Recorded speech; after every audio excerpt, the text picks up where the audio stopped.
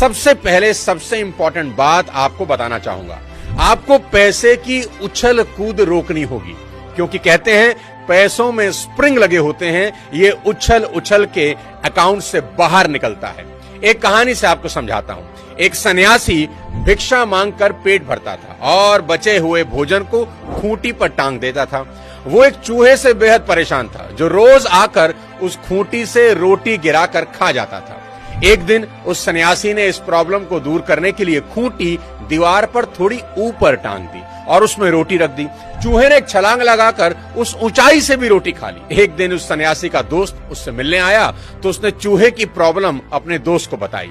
दोस्त ने कहा, नॉर्मल चूहे में इतनी ताकत नहीं हो सकती कि वो इतनी ऊंचाई पर छलांग लगा दे। इसका बिल चेक करो, जिस बिल में ये रहता है जरूर उसमें कोई खजाना छिपा होगा और उस खजाने की ताकत से ही ये चूहा इतना उछल रहा है।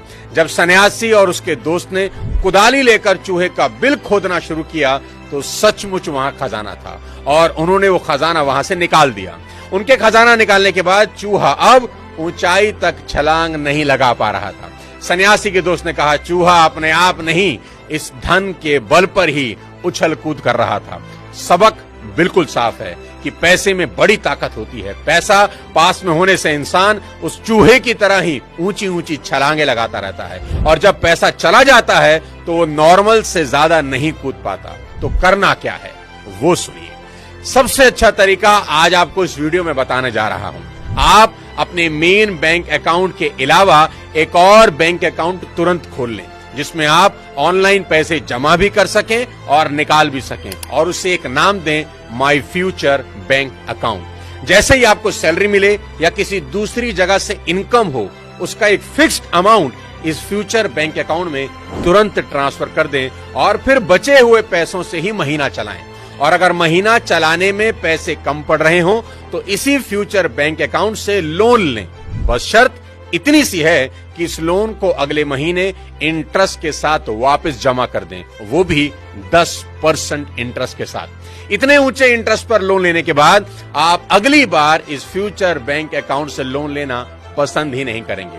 अब आपकी चादर थोड़ी छोटी कर दी मैंने, इसलिए शुरू में आपको पैर पसारने में दिक्कत आएगी, लेकिन कुछ ही समय के बाद आपको इसकी आदत पड़ जाएगी। अपने जीवन के शुरुआती दिनों में साथियों, मैं अपनी कमाई का एक फिक्स्ड अमाउंट अपने फ्यूचर अकाउंट में ट्रांसफर कर देता था, ताकि मेरे मेन अकाउंट में पैसे उछले नहीं और खर्च होने के लिए मचले नहीं। उछल कूद करना पैसों का स्वभाव है। ये जब आपके पास आता है, आप इसे खर्च करने के लिए उतावले हो जाते हैं। कभी आपने सोचा है कि सरकार पेंशन या पीएफ में 10-12% क्यों काटती है? ताकि रिटायरमेंट का समय आपको इकट्ठे पैसे मिल जाएं। क्योंकि सरकार अच्छी तरह जानती है कि अगर वो पीएफ नहीं काटेगी तो आप कभी उतने पैसे जमा ही नहीं कर पाएंगे। हालांकि आप कर तो सकते हैं, पर आप करेंगे नहीं, और सरकार बिल्कुल सही सोचती है। तो सोचने वाली बात यह है कि अगर सरकार आपके फायदे के लिए आपके ही पैसे बचा सकती है, तो आप अपने फायदे के लिए अपने पैसे क्यों नहीं बचा सकते?